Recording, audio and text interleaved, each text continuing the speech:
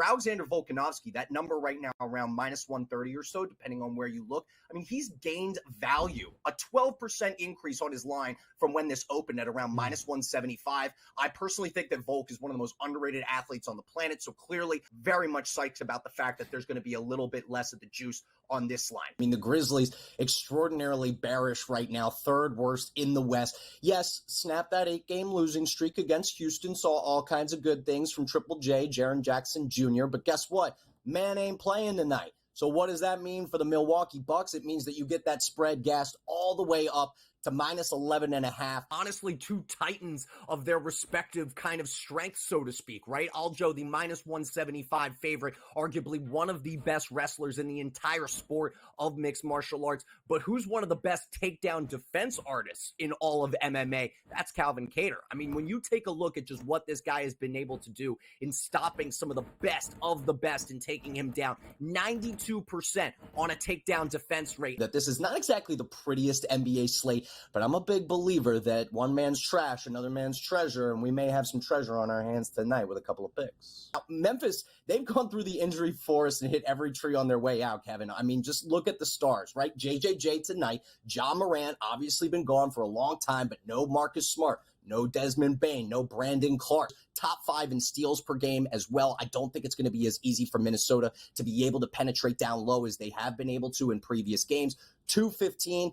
I know we look at that number and we're like, this is the NBA. We've seen 160 to 140 this year. But between these two squads, things are going to slow down. And I have a feeling that the way that the Timberwolves are playing right now, I mean, they're getting opposing offenses bugging like they're entomologists or something. I mean, it is just extraordinarily frustrating to see elite scorers try to go up against this Minnesota team and actually get things done, whether it be on the wing or inside. 29 minutes a game in this month of February. Jay Crowder playing 30 minutes a game in February. That's his highest clip in years. The classic 3-and-D guy now sharing some starters rotation minutes. So I think that it's extremely opportune for people to get in on Giannis unders right now. But if you like a team in this contest, it's probably Milwaukee if you can take that minus 600 juice. But let's not get it twisted. I mean, there's a lot of similarities between these two women, right? Both with 63-inch reach. They're both 34 years old.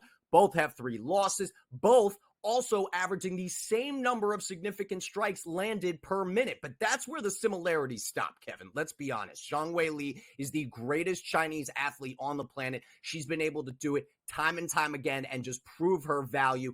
Destroyed Amanda Lemos last time out in what was, in my opinion, the most lopsided title fight in the history of the UFC. She outstruck her 163 to 24 with 6 takedowns, was not able to actually get the win via TKO, KO, or a submission, but there were attempts aplenty in there. I think that is going to change this time around against Zheng Zhaoyan, who personally I don't think has had a test quite like Weili yet.